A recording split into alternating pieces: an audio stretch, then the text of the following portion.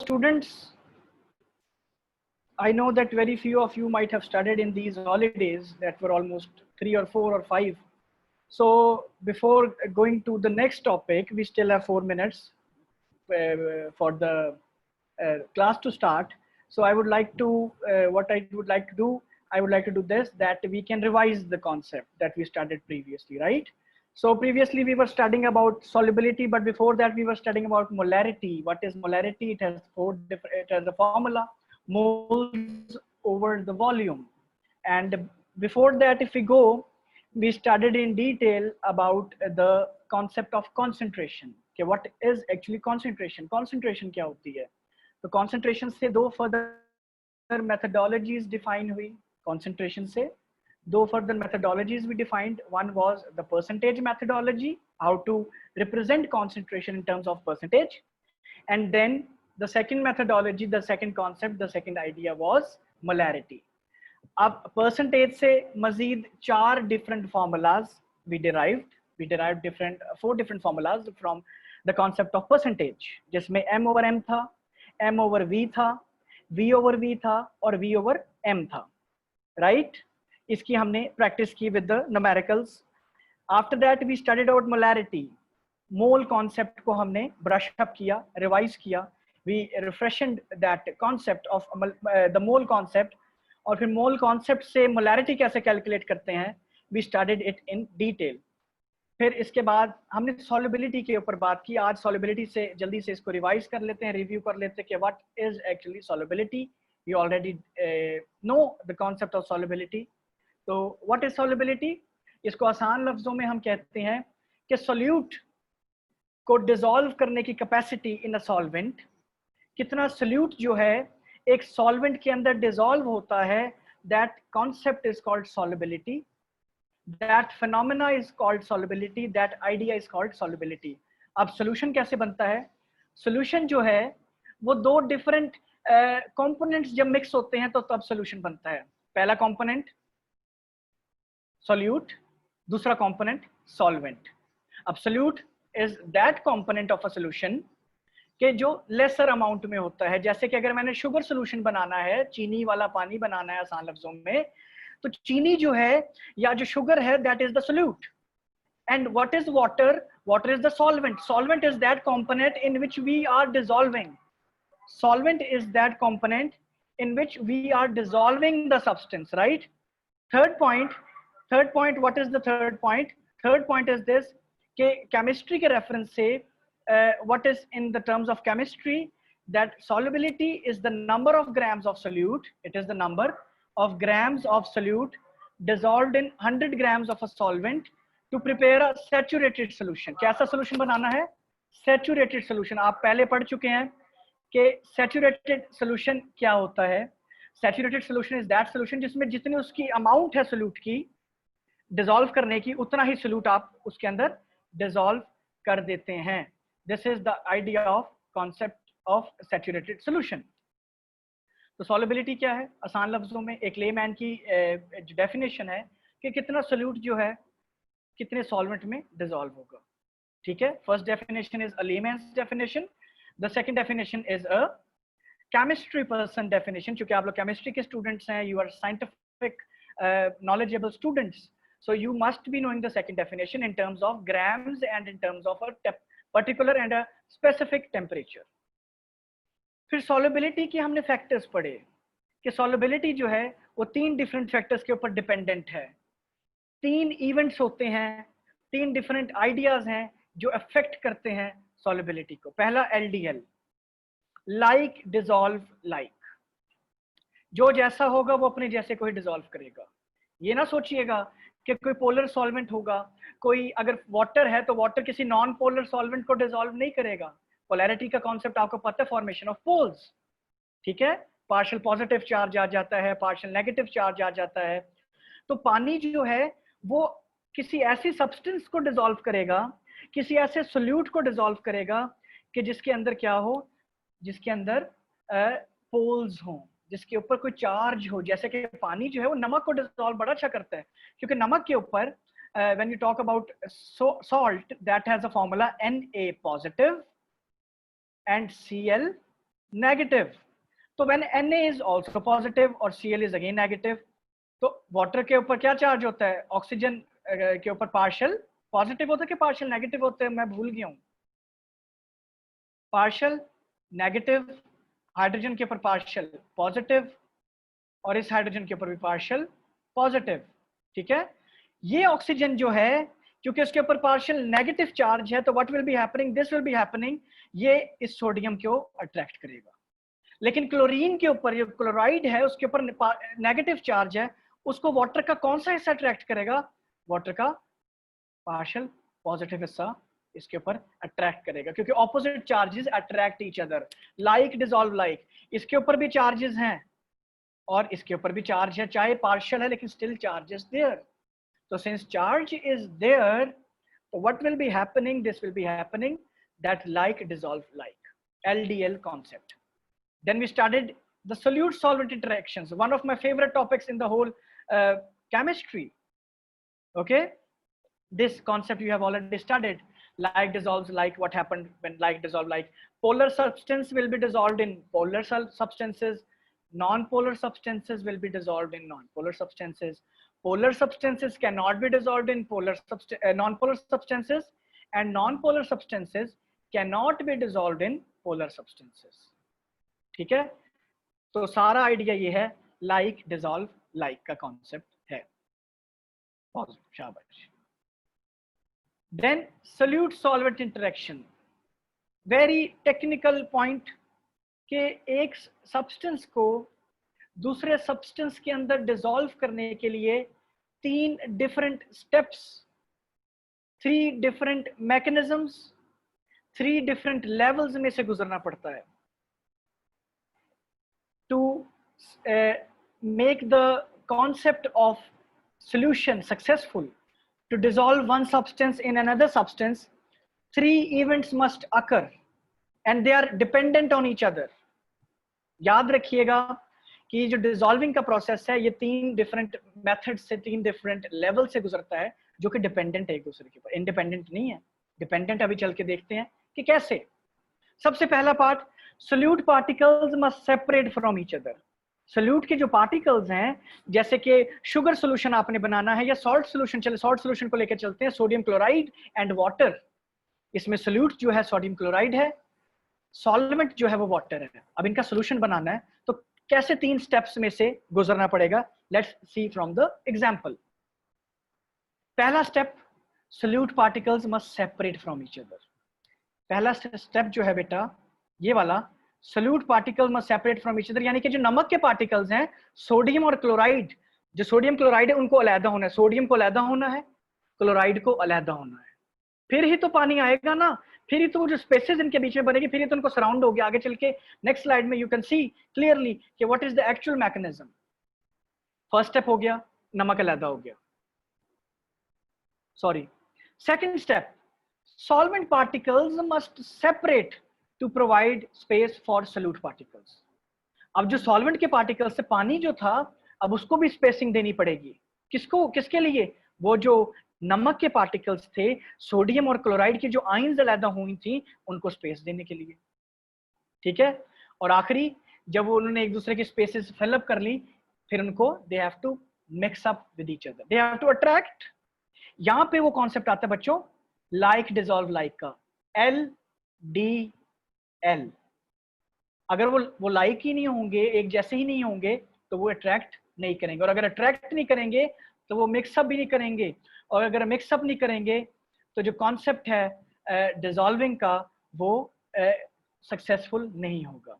इसलिए मैंने कहा ये डिपेंडेंट है on each other, they are dependent on each other. सबसे पहले सोल्यूट के पार्टिकल्स को अलहदा होना है, फिर सॉल्वेंट के पार्टिकल्स को अलहदा होना है, और फिर जो इनके बीच में स्पेसेस थी उनको सोल्यूट के पार्टिकल्स फिलअप करके अट्रैक्ट करेंगे, और अट्रैक्शन के बाद they will mix up. This is the solute solvent interaction. C, ये बड़ा इंपॉर्टेंट है, सोल्यूट सॉल्वेंट इंटरेक्शन। ये सोल्यूट के पार्टिकल्स हैं, इन्होंने सॉल्वेंट के पार्टिकल्स के साथ अट्रैक्ट करना है, मिक्सअप करना है, तो ही सोल्यूशन और सॉल्युबिलिटी का कॉन्सेप्ट सक्सेसफुल होता है। We can understand the concept more clearly. यहां पे देखें जरा, जैसे कि मैंने आपको पहले एग्जांपल दी पिछली स्लाइड के अंदर सोडियम क्लोराइड की। Sodium, this is chloride and this is sodium, ठीक है, ये सोडियम है। अब होता क्या है, सोडियम और क्लोराइड सोल्यूट पार्टिकल्स सेपरेट हुए, जरा देखिए स्क्रीन की तरफ, सोल्यूट पार्टिकल सेपरेट हुए, सॉल्वेंट के पार्टिकल्स ने आपस में स्पेसिंग की और इनको आने के लिए जगह दी, और आखिरी स्टेप क्या था, last step was this, they filled up the spaces, they attracted, what they did, they attracted and they mixed up, they attracted and they mixed up. See, अब वाटर के ऊपर पार्शियल पॉजिटिव और partial negative charge होता है, तो पानी का कौन सा हिस्सा जो है क्लोराइड को अट्रैक्ट करेगा, पॉजिटिव के नेगेटिव, पॉजिटिव। अब अगर मैं इसको ये कहूं पॉजिटिव अट्रैक्ट करेगा कि पार्शियल पॉजिटिव अट्रैक्ट करेगा, पार्शियल पॉजिटिव हिस्सा जो है पानी का, इट विल अट्रैक्ट, शाबाश जारेक, very good, partial positive, not the full positive, क्योंकि इसमें शेयरिंग ऑफ इलेक्ट्रॉन्स है, कोवेलेंट बॉन्डिंग हुई है, तो जब भी कोवेलेंट बॉन्डिंग होती है वहां पे शेयरिंग ऑफ इलेक्ट्रॉन्स होती है, और जब शेयरिंग ऑफ इलेक्ट्रॉन्स होती है तो पार्शियलिटी आती है, partial positive and partial negative. तो पानी का वो जो साइड है वाटर की, that side that is partial positive, it will rearrange itself, ये देखिए इसने खुद को इस तरह रीअरेंज कर लिया कि क्लोरीन की तरफ जो है वो नेगेटिव, वो पॉजिटिव पार्ट जो है क्लोरीन की तरफ आ गया, लेकिन जबकि सोडियम की तरफ नेगेटिव पार्ट ने अपने आप को रीअरेंज करके, वाटर के नेगेटिव पार्ट ने अपने आप को वाटर के साथ, सोडियम के साथ जो है अट्रैक्ट कर लिया, और जब अट्रैक्ट कर लिया इसके बाद ये मिक्सअप हुए और क्या बन गया, सोल्यूशन बन गया, डिसॉल्विंग का कॉन्सेप्ट आ गया। टेम्परेचर डिपेंडेंट भी है तीसरा और मोस्ट इंपॉर्टेंट फैक्टर, कि how it is dependent on temperature, how solubility is dependent on the mechanism of temperature, it is of immense importance। अब टेम्परेचर के बारे में हम सोचते हैं कि जी what is happening, this is happening, कि किसी भी सब्सटेंस को मैंने हीट किया, सोल्यूशन को हीट किया, particles gain energy, and when they gained energy they started to move faster and faster, and when they started to move faster and faster they made spaces in between them, and when they made spaces in between them the solubility increased। लेकिन हमेशा ऐसा नहीं होता, it's not always the case. यहाँ पे concept आता है दो टर्म्स का, I joined in the last lecture of bio, I joined at the end, and you were studying about endothermic and exothermic reactions, वो एक दो रिएक्शंस मैंने देखे, you were studying about enzymes, so enzymes are the biological catalyst, और हम chemistry में उसको catalyst कहते हैं, जो कि आपका फास्टन अप करता है किसी भी केमिकल रिएक्शन को, चाहे वो बॉडी में हो रहा है या किसी बीकर के अंदर हो रहा है। तो टेम्परेचर के जब हम पढ़ते हैं तो दो कॉन्सेप्ट्स आते हैं, endothermic reaction and exothermic reaction. Exothermic reaction क्या होता है बेटा, एक्सोथर्मिक रिएक्शन वो रिएक्शन जिसमें एनर्जी जो है सिस्टम से बाहर जा रही है, heat is being dissipated, heat is being given off, heat is being given out to the surroundings, right? Heat is being given out to the surroundings, that is called exothermic, exit हो रही है heat, उस reaction को हम कहते हैं exothermic reaction। तो फिर एंडोथर्मिक रिएक्शन इसका वाइस वर्सा है, इसका ऑपोजिट है। Endothermic reaction is that reaction in which the system is accepting heat from the surrounding, system is taking heat from the surrounding, that is the concept of endothermic reaction। तो यहाँ पे फिर solubility effect हो जाती है। वो concept ठीक है जो कि मैंने पहले बयान किया कि particles gain energy and they move faster and faster, and when they move faster and faster what is happening, they gain energy and spaces are created. तो सॉल्युबिलिटी तो टेक्निकली इंक्रीज होनी चाहिए, ये तो एक ले पर्सन कहता है, लेकिन केमिस्ट्री के रेफरेंस से this is not always the case, solubility does not increase all the time. Yes, very good. अब जरा देखते हैं, चलते हैं कि रिएक्शन क्या हो रहा है। डिसॉल्विंग का जो प्रोसेस होता है बेटे, whenever there is a process of dissolving, so what is happening, this is happening, heat is absorbed to break the bonds between the solute molecules। वो हमने पढ़ा था ना सोल्यूट सॉल्वेंट इंटरेक्शन में कि सोल्यूट के पार्टिकल्स को अलग होना, वो ऐसे कोई उनका दिल नहीं करता कि वो अलग हो जाते हैं, या उनको ख्वाब नहीं आता कि वो अलग हो जाते हैं, ठीक है, या किसी वार्निंग लेटर के डर से they separate from each other, this is not the case. The case is some energy must be provided. Some energy must be provided to them to break the bonds. और फिर क्या होता है? And heat is given off during the formation of new bonds. जब नए bonds बनते हैं तो heat is given off. जब कोई bond तोड़ना है तो heat is taken in. यानी कि अगर मैं ये कह दूं कि bond breaking process, इस लाइन को जरा बच्चों आप लोगों ने मुझे बताना है, इसको जरा देखें. Bond breaking is an endothermic process. Bond breaking is an endothermic, यानी कि heat चाहिए bond को break करने के लिए. ठीक है? What a wonderful horn. और बॉन्ड बनाने के लिए जो है हीट गिवन ऑफ है. ठीक है? Bond formation is an exothermic process and bond breaking is an endothermic process. Okay, ये कॉन्सेप्ट सीख लिया आपने. आगे चलें, इधर देखें जरा आप. अब एंडोथर्मिक रिएक्शन में क्या हो रहा है जरा बड़े ध्यान से समझिएगा इस कॉन्सेप्ट को. मैं साथ साथ अंडरलाइन कर रहा हूं ताकि आपको समझ आ जाए. I am underlining for your understanding. Some other, this person is underlining and putting markers on the screen. He has some disease with him or her. Okay. In an endothermic reaction, adding heat to the reaction drives the reaction towards the product side. अब product side क्या होता है? जैसे A plus B react कर रहे हैं to form C and D.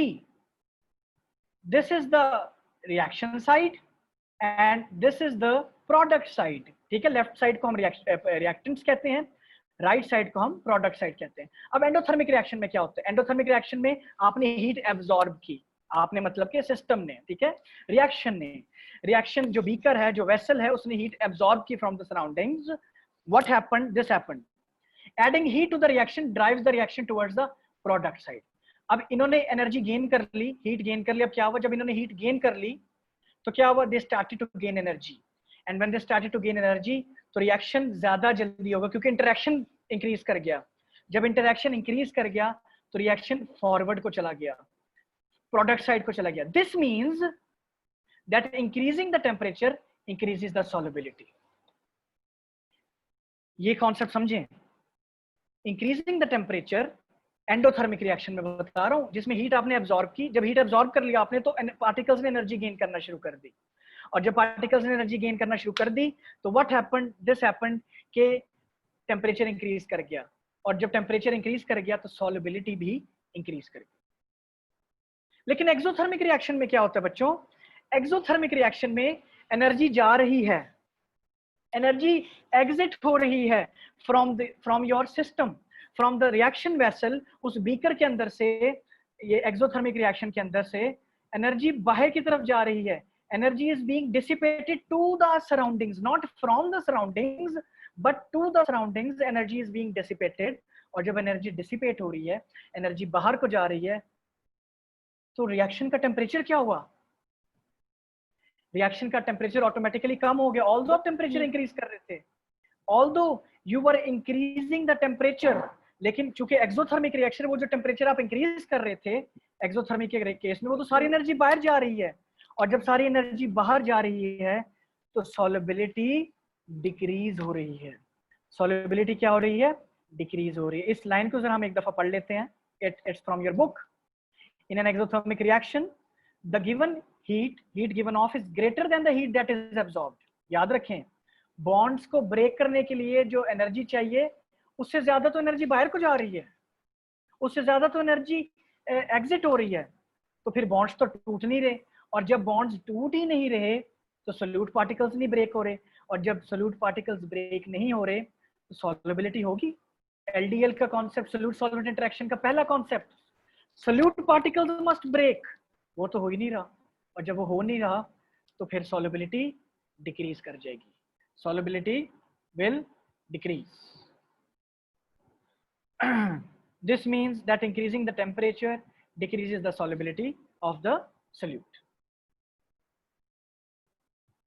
ये आपकी बुक से ही है कि कुछ केसेस में ये देखें, ये सॉल्युबिलिटी है, जब ऊपर की तरफ हम जा रहे हैं तो सॉल्युबिलिटी इंक्रीज हो रही है. एक्स एक्सिस के ऊपर टेम्परेचर है, जरा इस ग्राफ को भी समझ लें, और वाई एक्सिस के ऊपर सॉल्युबिलिटी है. कुछ कंपाउंड्स को देखें, जैसे सीजियम सल्फेट को देखें जरा बच्चों आप।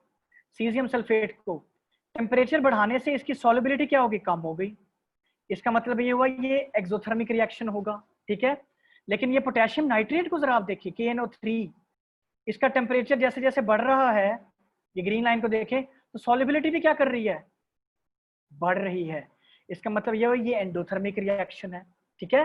अच्छा, कुछ ऐसे भी रिएक्शंस होते हैं, बड़े मजे की बात है बच्चों, कि कुछ ऐसे भी रिएक्शंस होते हैं कि जिसमें ना तो वो एंडोथर्मिक होता है ना तो वो एक्सोथर्मिक होता है, तो फिर सॉल्युबिलिटी उसमें चेंज ना तो बढ़ती है ना तो कम होती है, तो उसमें सॉल्युबिलिटी चेंज नहीं होती। सोडियम क्लोराइड को देखें, NaCl, ये बड़ा कॉन्स्टेंटली जा रहा है, कुछ हद तक तो वेरिएशन है, लेकिन as compare to other chemicals, other compounds, it is really constant.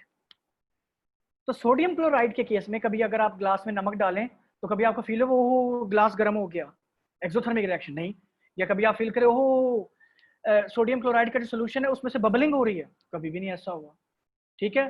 तो ना वो एक्सोथर्मिक रिएक्शन है, ना तो वो हीट एग्जिट कर रहा है, ना तो वो जो बीकर है जो आपने पकड़ा हुआ है ना वो गर्म हो रहा है, ना तो अंदर रिएक्शन के अंदर बबलिंग हो रही है, तो ना तो वो एक्सोथर्मिक है ना वो एंडोथर्मिक है। इसका मतलब ये हुआ कि सॉल्युबिलिटी इज अनअफेक्टेड, सॉल्युबिलिटी ना तो बढ़ रही है इस केस में ना तो सॉल्युबिलिटी कम हो रही है।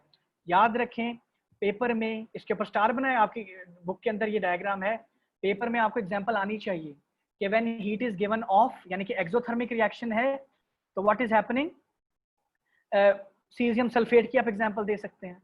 और अगर जो है एंडोथर्मिक रिएक्शन है, सिस्टम ने गेन कर लिया एनर्जी, तो sodium nitrate, calcium chloride, potassium nitrate, sorry lead nitrate, potassium dichromate, potassium chloride, potassium chlorate, ठीक है। ये सारे इनकी एनर्जी, इनकी सॉल्युबिलिटी इंक्रीज करी। ग्राफ को देखिए ऊपर की तरफ जा रही है लाइंस, जो उसका ग्रेडियंट है वो ऊपर की तरफ जा रहा है, यानी कि solubility is increasing.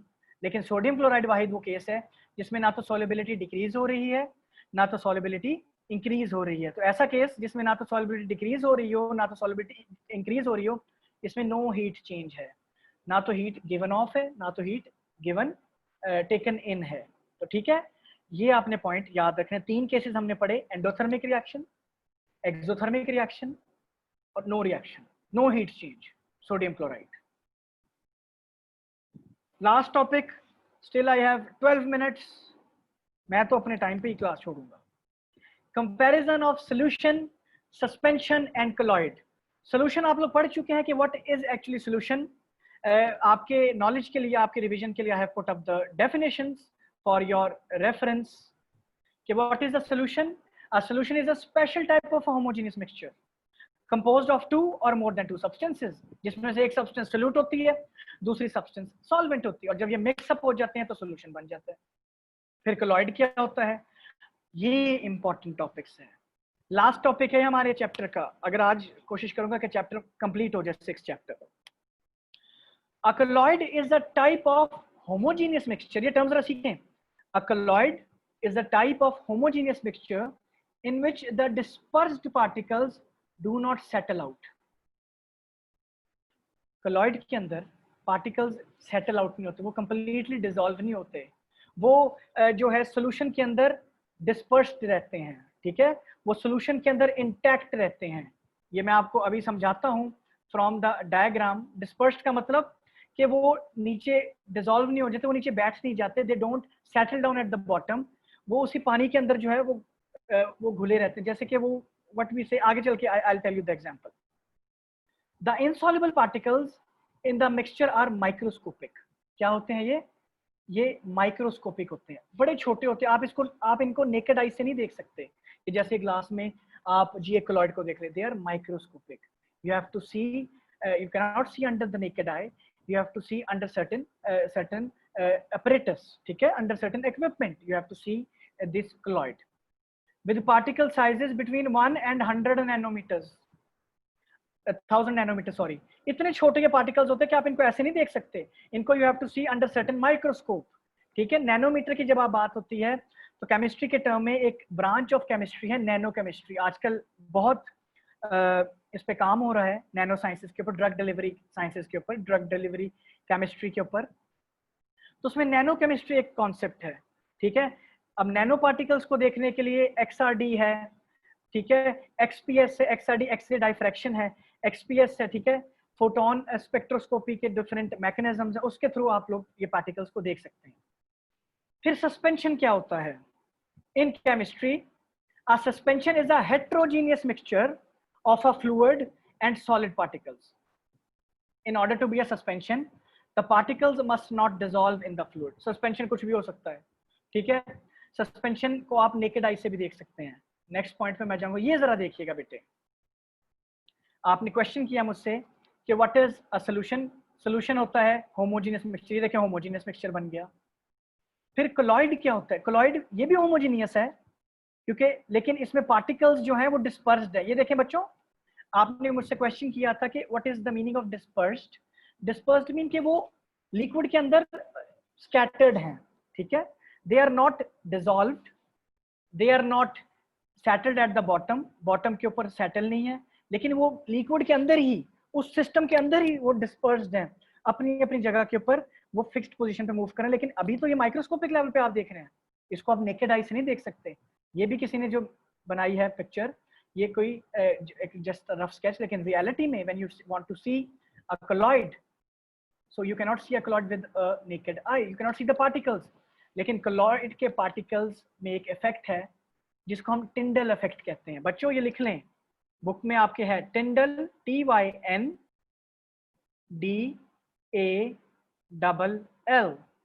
टिंडल effect. Now what is Tyndall effect भाई? टिंडल इफेक्ट क्या होता है? टिंडल इफेक्ट जो होता है बेटे, टिंडल इफेक्ट वो कॉन्सेप्ट है, ये इधर देखिएगा जरा, ये नीचे वाली डायग्राम के ऊपर, trying to put it up, या टिंडल इफेक्ट जो है बेटे, हाँ शाबाश, Tyndall effect is that concept, जब मैं बीम ऑफ लाइट थ्रो करता हूं एक सोल्यूशन के ऊपर, सोल्यूशन तो होमोजेनियस मिक्सचर तक क्लियर था, सारे पार्टिकल्स डिसॉल्व हो चुके थे, ठीक है, तो उसमें से beam of light as it is pass कर जाती है। The beam of light passes through a solution as it is. लेकिन जब कोलॉइड के अंदर से वो बीम ऑफ लाइट पास करती है, ये देखें, कोलॉइड के अंदर से बीम ऑफ लाइट पास करती है, तो वो एज इट इज पास नहीं करेगी, क्योंकि अभी हमने पढ़ा कि 1 से लेकर 1000 नैनोमीटर के अंदर उसके पार्टिकल्स जो हैं वो इंटैक्ट रहते हैं, उसके अंदर डिसॉल्व नहीं होते, वो पार्टिकल्स जो हैं वो रहते हैं उस सोल्यूशन के अंदर, ठीक है, कोलॉइड के अंदर। तो क्या होता है कि जब आप सोल्यूशन उस कोलॉइड के अंदर से बीम ऑफ लाइट को पास करते हैं, तो बजाय इसके को बीम ऑफ लाइट स्ट्रेट पास कर जाए, वो उसको क्या कर देती है, स्कैटर कर देती है। ये देखें, ये बीम ऑफ लाइट को उसने क्या कर दिया, स्कैटर कर दिया। And this scattering of the beam of light by a colloid is called the Tyndall effect. फिर रिपीट कर देता हूं, technical definition, classical definition, conventional definition in chemistry, the scattering of the beam of light when it is thrown on a colloid, passes through a colloid, it is called Tyndall effect. This phenomena, this idea, this concept is called Tyndall effect. Clear होता है सबको concept बेटे? तो अगर आपने सिर्फ, अगर आपके पास इतनी महंगी XRD आप नहीं खरीद सकते, एक्सरे डायफ्रैक्शन बहुत महंगा, लाखों में, in thousands of dollars, so you can just put a beam of light, ठीक है, एक फाइन बीम ऑफ लाइट आप पुट अप करें, जो स्कैटर कर देगी दैट इज अ कोलॉइड, जो स्कैटर नहीं करेगा दैट इज अ सॉल्यूशन, जो स्कैटर कर देगा दैट इज अ कोलॉइड, और इस फिनोमेना को हम कहते हैं Tyndall effect. Last but not the least, still I have 5 minutes left. Suspension तो आपको पता है, सस्पेंशन को तो आप नेकेड आई से भी देख सकते हैं, जैसे कि ये देखें, ये वाटर, अगर इसमें मैं नमक डाल दूं तो वाटर सोल्यूशन बन जाएगा, लेकिन इसमें अगर मैंने सैंड ऐड कर दिया, सैंड व्हेन आई एडेड, तो ये बन गया, ये सस्पेंशन बन गया, इतना सस्पेंशन बन गया कि मैं इसको नेकेड आई से भी देख सकता हूँ, ठीक है। इसमें वो तो बीम ऑफ लाइट करने की जरूरत नहीं है, ये तो बीम ऑफ लाइट को क्या करेगा, स्कैटर की बजाय ये तो उसको स्टॉप कर देगा, क्योंकि इसके अंदर इतने बड़े बड़े पार्टिकल्स हैं, ये देखें, इतने बड़े बड़े पार्टिकल्स है कि वो बीम ऑफ लाइट को जो है वो अपने अंदर से पास थ्रू होने ही नहीं देंगे, वो उसको स्टॉप कर देंगे। ऐसे इनको कहते हैं ओपेक ऑब्जेक्ट्स। क्या कहते हैं? Opaque objects. ठीक है, फ्लैश लाइट जब आप पुट अप करते हैं तो सोल्यूशन तो इजीली पास आउट कर देगा, कोलॉइड जो है इसको क्या करेगा, स्कैटर कर देगा और सस्पेंशन तो स्टॉप कर देता है। आपके सामने diagrammatically it has been shown.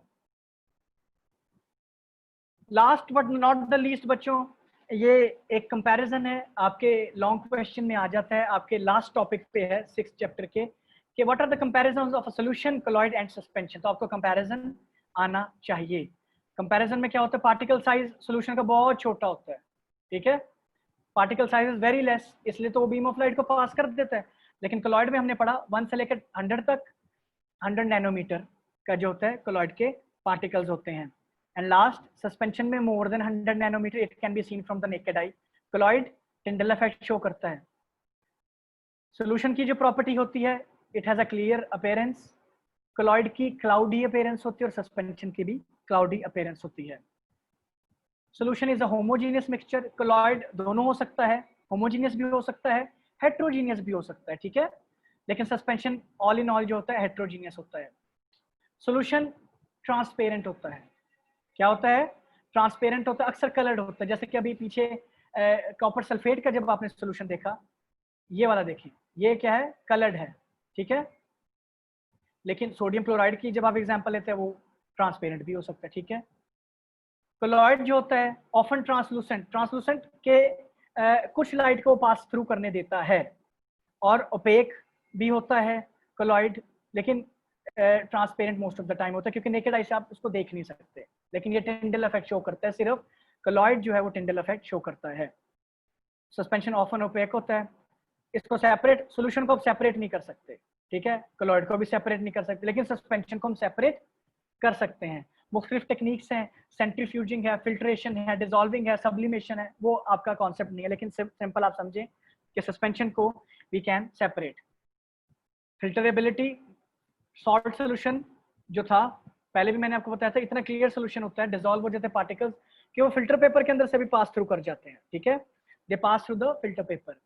Colloid भी जो है उसके पार्टिकल्स जो बहुत छोटे थे, 1 से लेकर 100 नैनोमीटर के, वो भी पास थ्रू कर देते हैं, होने देते हैं फिल्टर पेपर से।